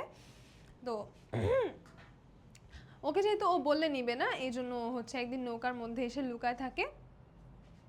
পরে ওরা যখন নৌকা চালায় বিলের মধ্যে চলে যায়, তখন হচ্ছে ওরা ভিতরে গিয়ে দেখে যে ওখানে আবু ঘুমায় আছে। তো এরপর দেখা যায় যে ওর বড় ভাইরা হচ্ছে জাল দিয়ে মাছ ধরতে যায়, কিন্তু ওরা হচ্ছে পুঁটি মাছ ছাড়া তেমন কোনো বড় মাছ সেদিন পায় না। কিন্তু আবু হচ্ছে সেদিন একটা বিরাট বড় বোয়াল মাছ ধরে ফেলে এবং এটা নিয়ে সে খুবই আনন্দ পায়, খুবই খুশি হয়। তো প্রথম প্রশ্ন কি, মাছ এসে তোকে ডেকে তুলবে, সাজেদ কেন এই উক্তি করেছিল? এটা হচ্ছে ও ছোট দেখে ওকে ব্যঙ্গ করে, মানে ওকে নিয়ে একটু মজা নিচ্ছে আর কি, ওকে একটু খেপানোর জন্য, যে তুই তো আর মাছ ধরতে পারবি না, তুই ঘুমা, মাছ এসে তোকে ডেকে তুলবে। তাইলে আবু ছোট দেখে আবুকে ব্যঙ্গ করে এই কথাটা সে বলেছে।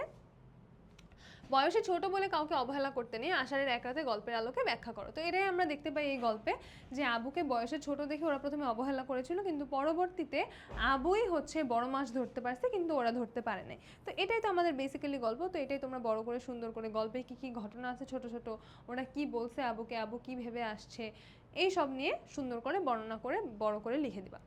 পানিতে বড়শি ফেলার পর আবুর কেন ভয় হচ্ছিল? আবুর ভয় হচ্ছিল কারণ ও এভাবে এত কাহিনী করে আসছে লুকায় লুকায়, এবং মাছ ধরতেই আসছে, মাছ ধরবে বলে আসছে, এবং এসে বলছে যে আমি বড় মাছ ধরবো। তো এখন যদি ও বড় মাছ ধরতে না পারে, তাহলে তো সবাই ওকেই খেপাবে, ওকে নিয়ে হাসাহাসি করবে। এই জন্য পানিতে বড়শি ফেলার পরে আবু ভয় পাচ্ছিল। গল্পে আষাঢ় মাসে গ্রাম বাংলার মাছ শিকারের যে চিত্র ফুটে উঠেছে, এই গল্পে কিন্তু আষাঢ় মাসে গ্রাম বাংলার মাছ শিকারের চিত্রটা খুব সুন্দর করে ফুটে উঠছে, যে আষাঢ় মাসে কিভাবে হচ্ছে মানুষ নৌকা নিয়ে মাছ ধরতে যায়, এবং মানে কিভাবে যায়, তারপরে মাছ কিভাবে ধরে, এই সব অনেক কিছু বলা হয়েছে। যে যখন দূরে চলে যায় তখন হারিকেনের আলোয় হচ্ছে মাছ রাতকানা হয়ে যায়, মাছরা তখন দিক বিদিক শূন্য হয়ে যায়, তখন জাল মেরে হচ্ছে মাছ ধরে ফেলা যায়। এরকম করে আষাঢ় মাসে আসলে গ্রাম বাংলায় কিভাবে মাছ ধরা হয় সেটার একটা চিত্র এই গল্পে ফুটায় তোলা হয়েছে, সেটা নিয়েই আমরা লিখে ফেলবো। ওকে, এবার হচ্ছে মামার বিয়ের বরযাত্রী। এই গল্পটা এত ফানি, আমার তো খুব মজা লাগে। আচ্ছা, ছোট মামার কথায় লেখক কেন লাফিয়ে উঠলেন? কারণ ছোট মামা বলেছিল লেখককে যে সে চাইলে তখনও বিয়ে খাইতে যাইতে পারবে, কারণ লেখকের যেহেতু পরীক্ষা ছিল এই জন্য সে ভাবছিল সে তার ছোট মামার বিয়ে খাইতে, ছোট মামা নাকি মেজো মামা, যাই হোক, মামার বিয়ে খাইতে যাইতে পারবে না, কিন্তু ছোট মামা তাকে পথ বাতলায় দিছিল যে কোন ট্রেনে কিভাবে গেলে সে যাইতে পারবে বিয়ে খাইতে, এই জন্য সে খুশি হয়ে লাফায় উঠছিল। গল্পে উল্লেখিত পদ্মবিলের প্রাকৃতিক সৌন্দর্য, তো সে যখন মামার নকল শ্বশুর বাড়িতে যায় তখন তাকে হচ্ছে ঘুরতে পাঠায় পদ্মবিলে। তো পদ্মবিলের সৌন্দর্যের বর্ণনা আমাদের গল্পের মধ্যেই আছে, ওখান থেকেই জাস্ট তুমি তোমার ভাষায় লিখে ফেলবা। 12টা ট্রেনটাই যত গন্ডগোলের মূল, কেন? কারণ হচ্ছে এই ট্রেনের জন্যই তো এই কনফিউশনের সৃষ্টি হয়েছিল, যে এক ট্রেনের জায়গায় আরেক ট্রেনে উঠে গেছে এবং তার ফলে এই পুরো ঘটনাটা ঘটছে। তো এই জন্যই, কারণ এখান থেকে ভুল বোঝাবুঝির জন্মটা হয়েছে।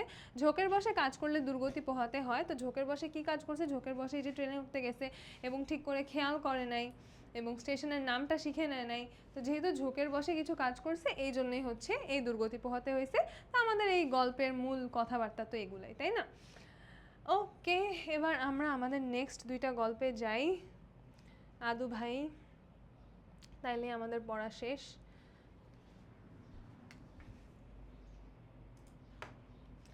আচ্ছা, তো আদু ভাই গল্প থেকে আমাদের প্রথম কোয়েশ্চেন কি, প্রমোশনের জন্য আদু ভাইয়ের কি ধরনের প্রচেষ্টা ছিল? তো কি ধরনের প্রচেষ্টা করছে আমরা লাস্টে দেখতে পাই, যে আদু ভাই তো প্রথমে হচ্ছে পাস ফেল নিয়ে খুব একটা গা করতেন না, যে তিনি হচ্ছে সব কিছু ভালো করে শিখতে চাইতেন, যে যখন পাস করার সময় হবে তখন পাস করব। তো পরবর্তীতে যখন হচ্ছে তার ছেলেও ক্লাস 7-এ উঠে যায়, তখন হচ্ছে সে প্রমোশনের জন্য বক্তৃতা দিতে শুরু করে, যে তারপরে লেখককে হচ্ছে বলে যে সে এখন পাস করতে চায়, এবং শেষে আমরা দেখতে পাই যে সে প্রমোশনের জন্য একদম দিনরাত এক করে পড়াশোনা শুরু করছে, এবং অসুস্থ হয়ে যাওয়া সত্ত্বেও সে পড়াশোনা করছে, পরীক্ষা দিছে, এবং সে প্রমোশন শেষ পর্যন্ত পাইছে। তাহলে কি ধরনের প্রচেষ্টা করছে? এই সব কিছু, যে সে যা যা করছে যখন থেকে তার মনে হয়েছে যে সে পাস করতে চায়, তখন থেকে শুরু করে তিনি যা যা করছেন এই সবই হচ্ছে প্রমোশনের জন্য আদু ভাইয়ের প্রচেষ্টা। আদু ভাই প্রমোশনের জন্য লেখকের পদক্ষেপে বিবরণ দাও। লেখক কি করছিলেন? লেখক হচ্ছে বিভিন্ন শিক্ষকদের কাছে গিয়ে গিয়ে মার্ক বাড়ায় দেওয়ার জন্য অনুরোধ করছিলেন। তো কোন শিক্ষকের কাছে গিয়েছেন, সেখানে গিয়ে কি হয়েছে, শিক্ষক কি বলেছে, খাতায় কি দেখা গেছে, এগুলো আমাদের আনসারের মধ্যে অবশ্যই থাকতে হবে, যেহেতু 7 মার্কের আনসার। ঠিক আছে, আদু ভাই কিভাবে তার শিক্ষকদের চমকে দিতেন? কিভাবে চমকে দিতেন? যখন প্রচণ্ড বৃষ্টি বাদলের মধ্যে কোনো স্টুডেন্ট স্কুলে যাইতো না, তখনও আদু ভাই এতই তিনি ডিসিপ্লিন ছিলেন, তখনও হচ্ছে তিনি স্কুলে যাইতেন এবং শিক্ষকরা তো নিজেদের চাকরি বাঁচানোর জন্য আসতোই। আদু ভাই তখন আড়াল থেকে শিক্ষকদেরকে হঠাৎ করে সালাম দিত এবং শিক্ষকরা চমকে যাইতো। তো মূল উত্তর কি, যে বৃষ্টি বাদলের দিনে কেউ যখন স্কুলে যেত না তখনও তিনি স্কুলে গিয়ে শিক্ষকদের চমকে দিতেন।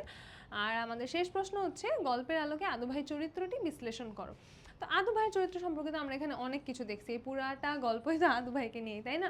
তো তিনি খুবই একজন সৎ এবং ঠান্ডা মাথার মানুষ ছিলেন। তিনি হচ্ছে সবার সাথে খুবই ভালো ব্যবহার করতেন, তিনি অনেক নিয়ম কানুন মেনে চলতেন। যত কিছু আছে আদু ভাইয়ের নামে, সব কিছু যত বেশি করে লিখতে পারো লিখে দিবা, শেষ। এরপরে হচ্ছে হলুদ টিয়া সাদা টিয়া। জুম চাষি দম্পতি কেন তাদের মেয়েকে বাড়ি থেকে তাড়িয়ে দিয়েছিল? কারণ এই পাখি এসে তাদের ধান খেয়ে ফেলেছিল, এই জন্য তারা রাগ হয়ে, যে তাদের মেয়ে কেন খেয়াল রাখতে পারে নাই, এই জন্য রাগ হয়ে মেয়েকে বাড়ি থেকে বের করে দেয়। ছোট মেয়েটি কিভাবে টিয়ার দেশে পৌঁছলো, ঘটনাটি তোমাদের নিজের ভাষায় বর্ণনা করো।